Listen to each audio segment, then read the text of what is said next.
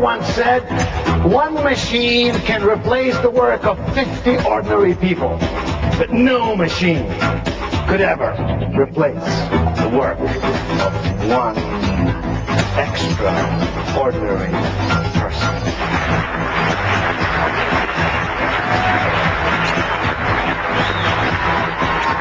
5 years from today, you and I will be exactly the same persons we are this morning, except for the choices you and I make beginning today and up to 5 years from today.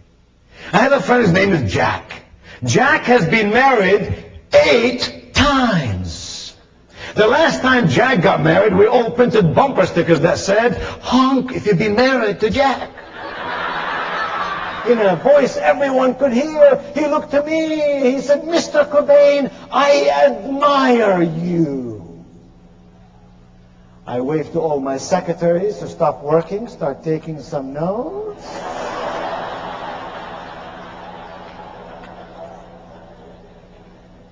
I said, "Really?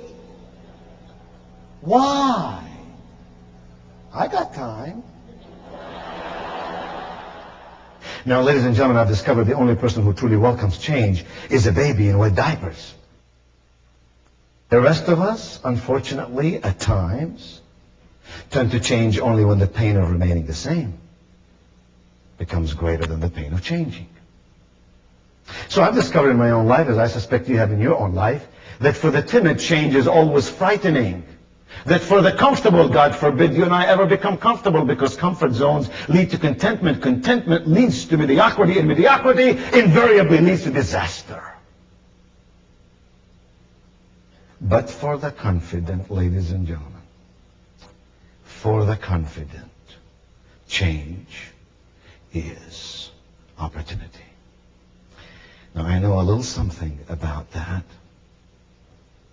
because I came to America with no money, no connections, and not a word of the English language on my lips. I looked at the label on the back of the collar, and the label on the back of the collar said, "These pajamas are shrink resistant." Now, wait a minute. Remember I just told you I didn't know any English. I had to learn English from scratch. What does shrink resistant mean? I mean, they either shrink or they don't shrink, for crying out loud.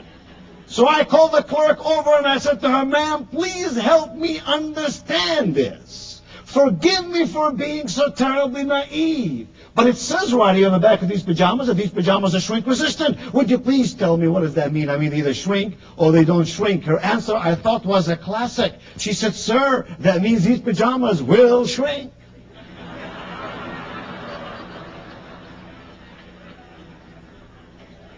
But she said they don't want to. It doesn't matter how much you know. It doesn't matter what you can do. Do you know why? Because you're supposed to know a lot. And you're supposed to be able to do a lot. Big deal. That's a C. That's a minimum requirement. What our clients expect us today is to be positioned in a way whereby they believe and perceive that we can do a lot for them.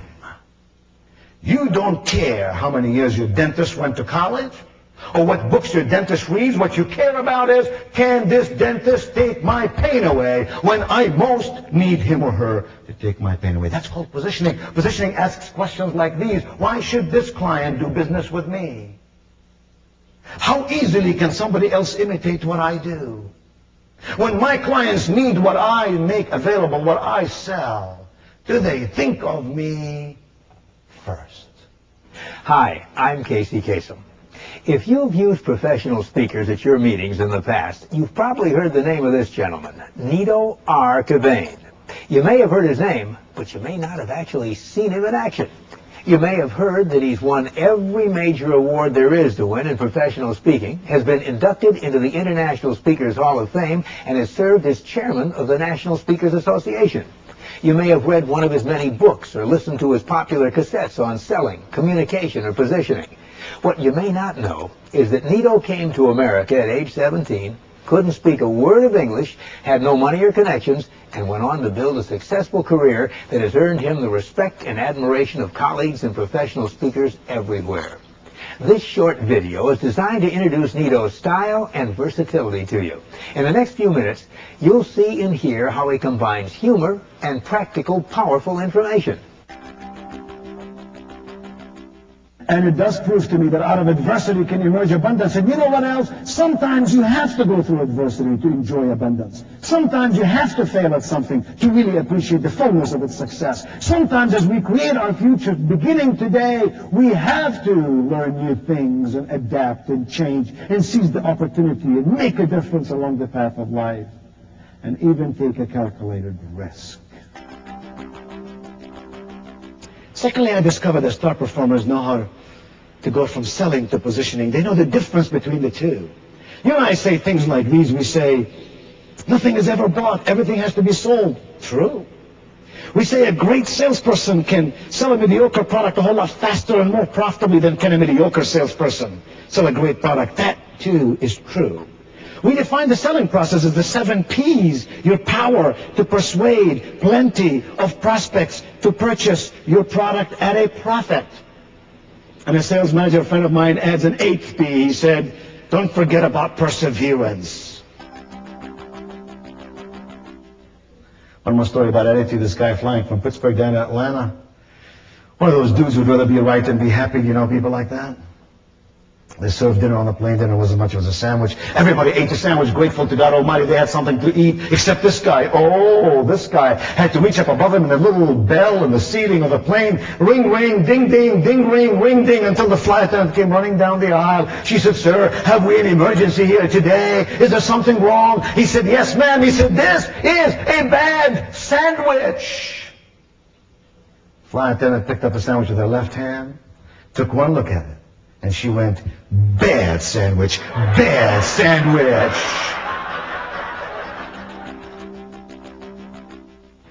Success focuses on creativity. Creativity asks the question, how can we do this differently? Significance focuses on innovation. Innovation asks the question, how can we do this better? Let me tell you how I learned this language that I'm using here this morning at this 6th annual conference. I took a 3x5 card. A 3x5 card. Put 10 English words on this card. Memorize those 10 English words, both spelling and meaning. That was today. Tomorrow, another 3x5 card. 10 more English words. Memorize spelling and meaning of those 10 words. And review the 10 words from yesterday. Remember, Aristotle said excellence is a habit.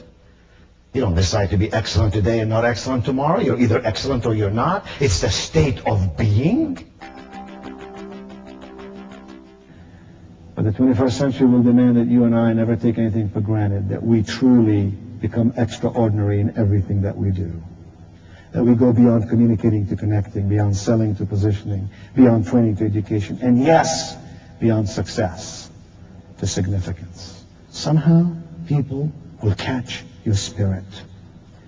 And when they do, you'll connect with them and they with you. And somehow, they want to be a part of your team. And somehow, they'll buy into all you want them to do. And when that happens, you'll create a future that's abundant with fulfillment. When you plan a meeting and consider a speaker, isn't this what you look for and have a right to expect? A speaker who delivers an exciting and informative message in keeping with your theme each and every time. That's Nido Qubein. That's what Nido Qubein has been doing for 20 years with thousands of audiences from border to border, coast to coast, and countries beyond. He's a sure winner. So I gave myself Sunday off. By Saturday, I was learning 10 English words and reviewing 50 for Monday, Tuesday, Wednesday, Thursday, and Friday. By the end of the year, I had in fact perfected the English language. The average American has some 5,000 words in his or her vocabulary. Ladies and gentlemen, I have 3,120 words. And with my 3,120 words, 66% roughly of what the average American possesses in his or her vocabulary, I wrote over a dozen books, recorded over 100 video programs, 100 audio cassettes today, translated in 17 languages, sold in over 70 countries around the world. Here's my point. I would be the wrong dude for anybody in this ballroom or in any ballroom, on this day or on any day, in this economic environment